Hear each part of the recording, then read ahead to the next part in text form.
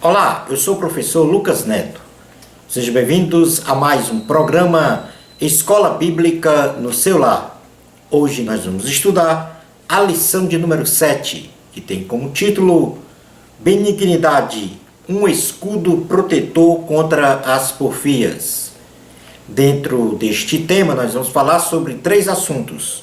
O primeiro será: a benignidade fundamenta-se no amor. Em segundo lugar, vamos falar sobre a porfia fundamenta-se na inveja e no orgulho. E em terceiro e último lugar, vamos falar sobre revistamo-nos de benignidade. Vamos então dar início à nossa aula de hoje. A benignidade, como fruto do Espírito Santo, possui uma interface relacional com o próximo, com uma conotação de querermos sempre fazer o bem, especialmente quanto ao que pensamos do nosso próximo. Segundo o nosso ilibado caráter, boa índole e humanidade. Por outro lado, a porfia se manifesta pela hostil ação de brigas, rixas e disputas antagônicas, de pensamentos que, se não existir amabilidade, ou seja, benignidade, e sim malignidade, estas discussões são inúteis para o crescimento moral, ético e espiritual das pessoas.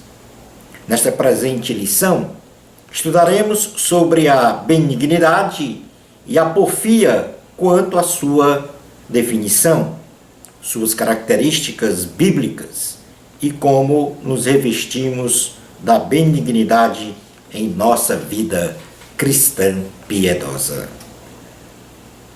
A benignidade fundamenta-se no amor. Definição de benignidade como fruto do Espírito Santo. A benignidade como fruto do Espírito Santo é um sentimento interior da alma do homem, com excelência de caráter, que lhe confere a capacidade de sempre se dispor a ser gentil, amável e bondoso com o próximo, tanto no sentido de querer fazer o bem, como no sentido de pensar benignamente a respeito de uma pessoa. Características da benignidade como fruto do Espírito Santo. Em primeiro lugar, a benignidade trabalhada pelo Espírito Santo em nosso ser afasta de nós o desejo de prejugar as pessoas, falando de forma precipitada, sem conhecer a verdade dos fatos ou o caráter de uma pessoa, tirando conclusões errôneas, porque só ouvimos falar, mas não sabemos e nem temos a plena certeza da realidade dos acontecimentos. No Evangelho de Jesus Cristo, segundo escreveu Mateus capítulo 7, versículos 1 ao 5, diz o seguinte: não julgueis para que não sejais julgados, pois com o critério com que julgardes, sereis julgados. E com a medida com que tiverdes medido, vos medirão também. Porque vês tu o argueiro no olho de teu irmão, porém não reparas na trave que está no teu próprio olho? Ou como dirás a teu irmão, deixa-me tirar o argueiro do teu olho, quando tens a trave no teu? Hipócrita, tira primeiro a trave do teu olho, e então verás claramente para tirar o argueiro do olho de teu irmão. Em segundo lugar, a pessoa que não possui em seu coração benignidade não é benigna, ou seja, não tem amabilidade e, portanto, ela é cheia de malignidade na alma, só pensa em fazer o mal, sendo então uma pessoa maligna. Na primeira carta do apóstolo João, em seu capítulo de número 3, primeira carta de João, capítulo 3, versículos 11 e 12, diz assim: porque a mensagem que ouvistes desde o princípio é esta, que nos amemos uns aos outros, não segundo Caim, que era do maligno e assassinou a seu irmão. E por que o assassinou? Porque as suas obras eram más e as de seu irmão justas. Como terceiro ponto, ou terceira característica da benignidade como fruto do Espírito Santo, é que se ela for exercida pelo Espírito Santo em nosso ser, nos coloca na condição de agir para com o próximo sempre com a palavra branda e gentil, nos conferindo então uma capacidade sobrenatural de liberar perdão. No livro de Provérbios, capítulo de número 15, versículos 1 e 2, diz assim a palavra do Senhor: a resposta branda desvia o furor, mas a palavra dura suscita a ira. A língua dos sábios adorna o conhecimento, mas a boca dos insensatos derrama a estutícia. No Evangelho de Jesus, segundo escreveu Mateus, capítulo de número 5, versículo 43 ao 48, diz assim a palavra do Senhor. Mateus 5, 43 ao 48. Ouvistes que foi dito: amarás ao teu próximo e odiarás o teu inimigo. Eu, porém, vos digo: amai os vossos inimigos e orai pelos que vos perseguem, para que vos torneis filhos do vosso Pai Celeste, porque Ele faz nascer o seu sol sobre maus e bons, e vir chuvas sobre justos e injustos. Porque se amardes os que vos amam, que recompensa tendes? Não fazem os publicanos também o mesmo? E se saudardes somente os vossos irmãos, que fazeis demais? Não fazem os gentios também o mesmo? Portanto, sede vós perfeitos, como perfeito é o vosso Pai Celeste. A benignidade, como quarta característica, não nos torna tolerante, flexível ou condescendente com o erro ou com o pecado, mas nos faz enxergar uma situação com um olhar benigno, visando exortar, repreender sem dureza ou crueldade uma pessoa, disciplinando-a e restaurando-a para o seu bem. Na primeira carta aos Coríntios, capítulo de número 4, versículo 14 a 21, diz assim a palavra do Senhor: não vos escrevo estas coisas para vos envergonhar. Pelo contrário, para vos admoestar, como a filhos meus amados. Porque ainda que tivesses milhares de preceptores em Cristo, não terias, contudo, muitos pais, pois eu, pelo Evangelho, vos gerei em Cristo Jesus. Admoesto-vos, portanto, a que sejais meus imitadores. Por esta causa vos mandei Timóteo, que é meu filho, amado e fiel no Senhor, o qual vos lembrará os meus caminhos em Cristo Jesus, como por toda parte ensino em cada igreja. Alguns se ensoberbeceram, como se eu não tivesse de ter convosco. Mas em breve irei visitar-vos, se o Senhor quiser. E então conhecerei não a palavra, mas o poder dos ensoberbecidos. Porque o reino de Deus consiste não em palavra, mas em poder. Que preferis? Irei a vós outros com vara ou com amor e espírito de mansidão? Portanto, é que o apóstolo Paulo admoesta os coríntios com relação a esta questão do ensoberbecimento. Portanto, aqui o apóstolo Paulo não estava sendo condescendente ou, vamos dizer assim, flexível, tolerante com o erro da igreja de Corinto. Ele disciplinava, porém tinha benignidade no coração para querer o bem daquela igreja. Como quinta característica, a benignidade burilada pelo Espírito Santo em nosso ser nos dá a capacidade de observar, de pensar e de julgar no sentido de compreender uma realidade e agir com bondade para o bem do nosso próximo. Lembrando que só existe um legislador e julgador, que é Deus.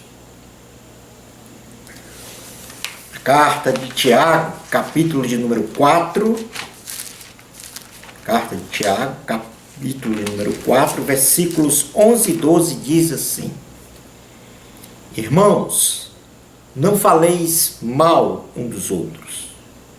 Aquele que fala mal do irmão, ou julga seu irmão, fala mal da lei, e julga a lei. Ora, se julgas a lei, não és observador da lei, mas juiz. Um só é legislador e juiz, aquele que pode salvar e fazer perecer. Tu, porém, quem és que julgas o próximo? Como sexta característica, a benignidade do Espírito Santo em nós nos garante a capacidade de vivermos em paz e amor com todos, suportando-nos uns aos outros, mesmo com aqueles que nos fazem mal, ou nos perseguem, ou pensam mal a nosso respeito, ou se tornam nossos inimigos.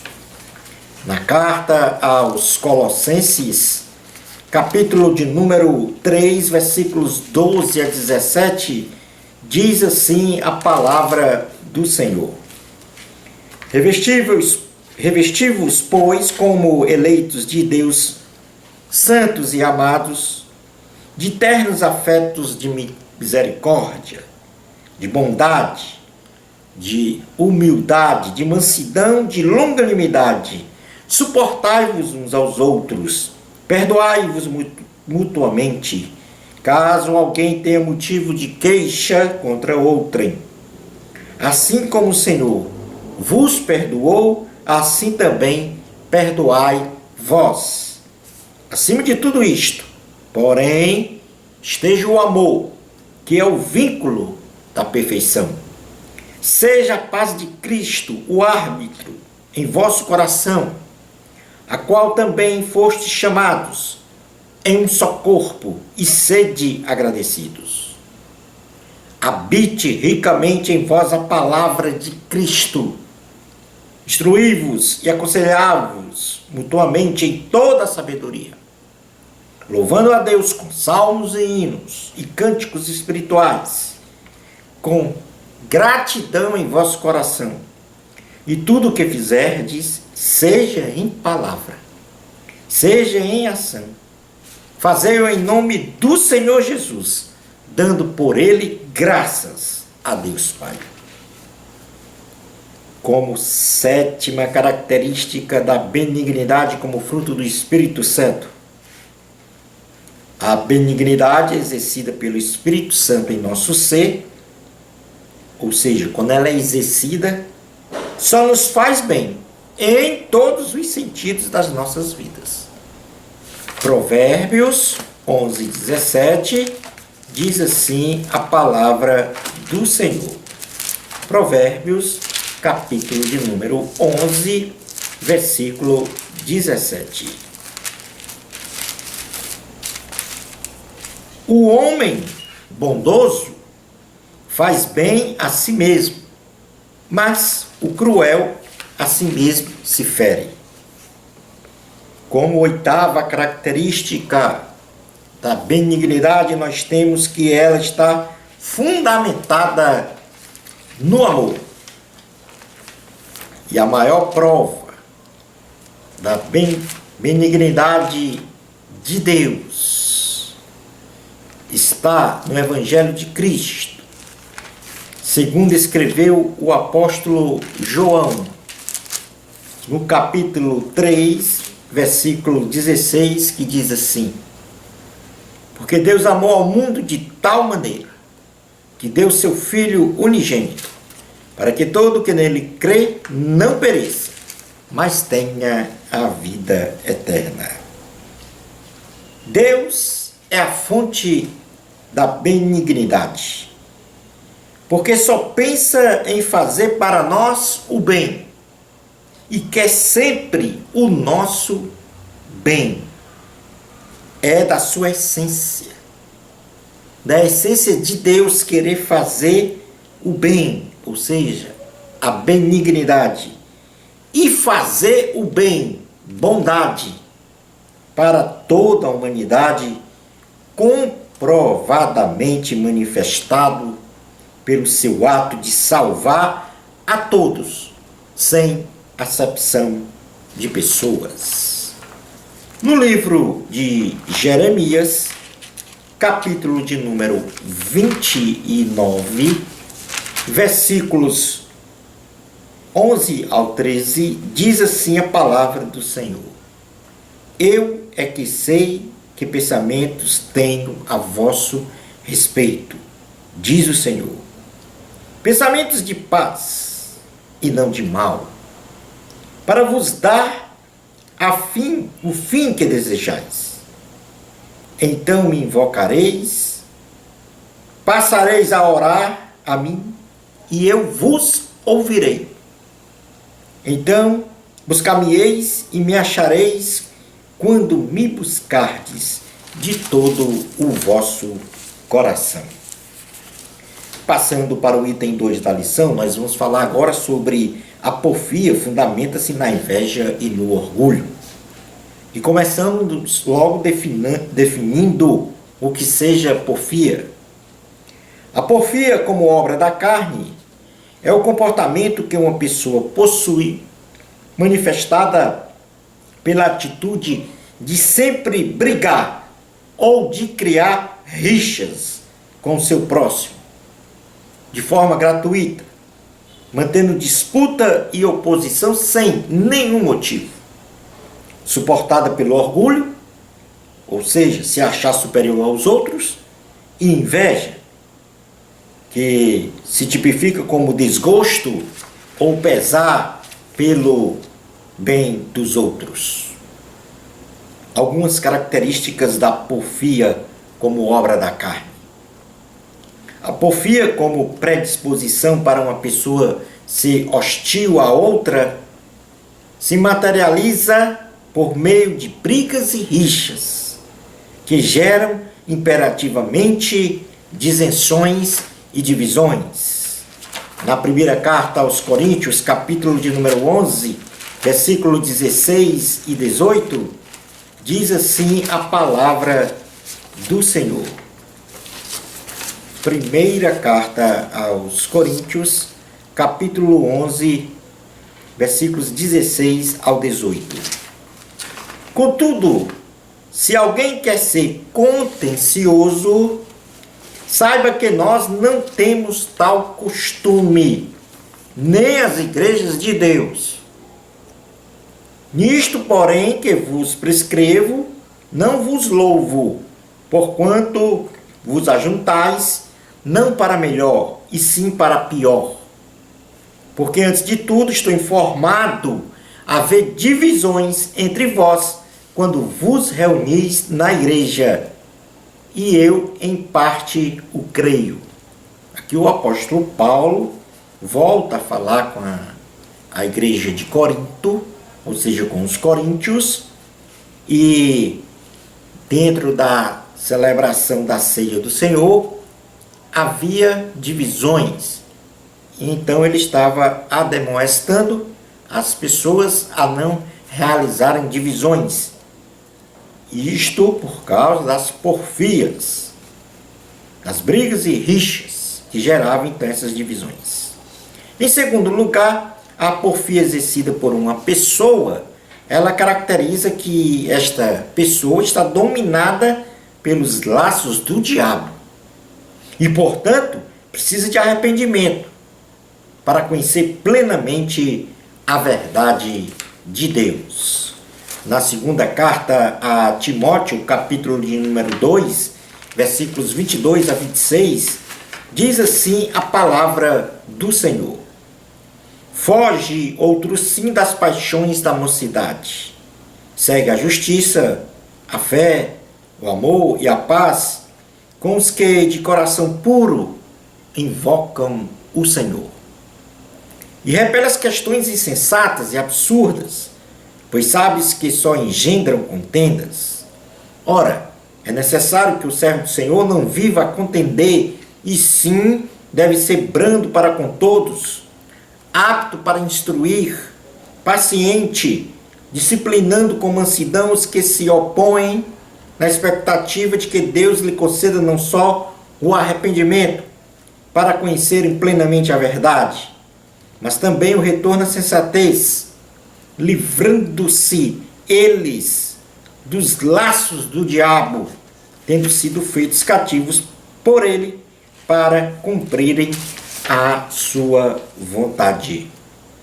Como terceira característica da porfia, como obra da carne, a porfia ela causa deserções e divisões, e a partir destas, escândalos que maculam a apresentação do Evangelho de Cristo, não só para a sociedade, como também quebra a harmonia da membresia da igreja.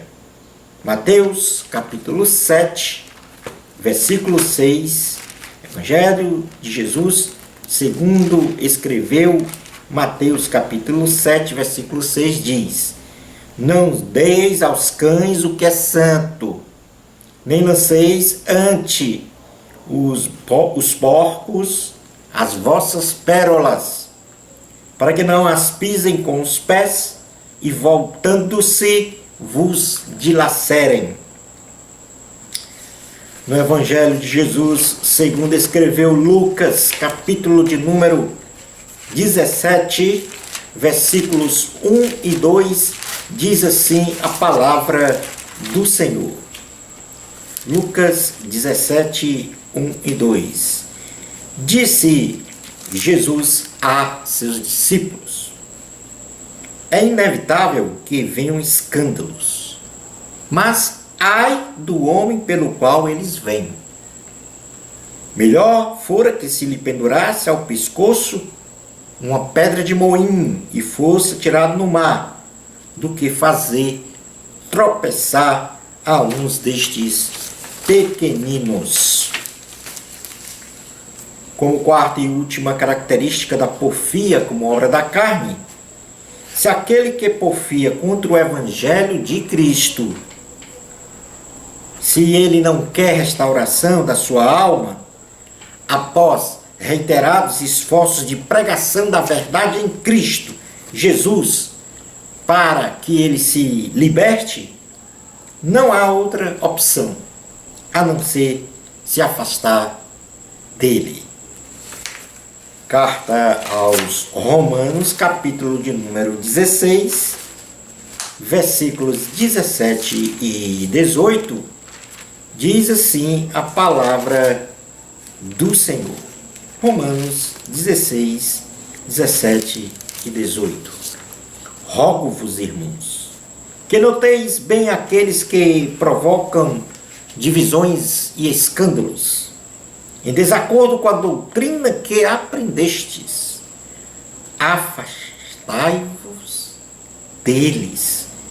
Porque esses tais não servem a Cristo, nosso Senhor, e sim a seu próprio ventre, e com suaves palavras e lisonjas enganam o coração dos incautos. Passando para o item 3 da lição, revistamo-nos de benignidade. As virtudes advindas do fruto do Espírito Santo, entre elas a benignidade, terão um pleno desenvolvimento em nosso ser, se observarmos o exercício dos meios espirituais para experimentarmos a maturidade cristã, confirmada pelos nossos atos e comportamentos, ratificando a saúde da nossa espiritualidade. Dentre esses meios, para alcançarmos a maturidade cristã, e especificamente a benignidade, podemos mencionar, em primeiro lugar, realizar o estudo e a meditação da Palavra de Deus, ou seja, a leitura permanente, consistente e interpretativa da Bíblia Sagrada, inclusive com a efetiva prática de seus ensinamentos. Na carta aos Efésios, capítulo de número 1, versículo 17 ao 19, diz assim a palavra do Senhor: para que o Deus de nosso Senhor Jesus Cristo, o Pai da glória, vos conceda espírito de sabedoria e de revelação no pleno conhecimento dele. Iluminados os olhos do vosso coração, para saberdes qual é a esperança do seu chamamento, qual a riqueza da glória da sua herança nos santos, e qual a suprema grandeza do seu poder para com os que cremos, segundo a eficácia da força do seu poder. Em segundo lugar, para nos revestirmos de benignidade, nós temos que tomar posse da armadura de Deus, com muita ênfase para a oração e o jejum. Na carta aos Efésios, capítulo 6, versículos 10 ao 18, diz assim: quanto ao mais, sede fortalecidos no Senhor e na força do seu poder. Revesti-vos de toda a armadura de Deus para poderdes ficar firmes contra as ciladas do diabo. Porque a nossa luta não é contra o sangue e a carne, sim contra os principados e potestades, contra os dominadores deste mundo tenebroso, contra as forças espirituais do mal nas regiões celestes. Portanto, tomai toda a armadura de Deus, para que possais resistir no dia mau, e depois de terdes vencido tudo, permanecer inabaláveis. Estai, pois, firmes, cingindo-vos com a verdade, e vestindo-vos da couraça da justiça. Calçai os pés com a preparação do evangelho da paz, embraçando sempre o escudo da fé, com o qual podereis apagar todos os dardos inflamados do maligno. Tomai também o capacete da salvação e a espada do Espírito, que é a palavra de Deus, com toda oração e súplica, orando em todo o tempo, no Espírito, e para isto, vigiando com toda perseverança e súplica por todos os santos.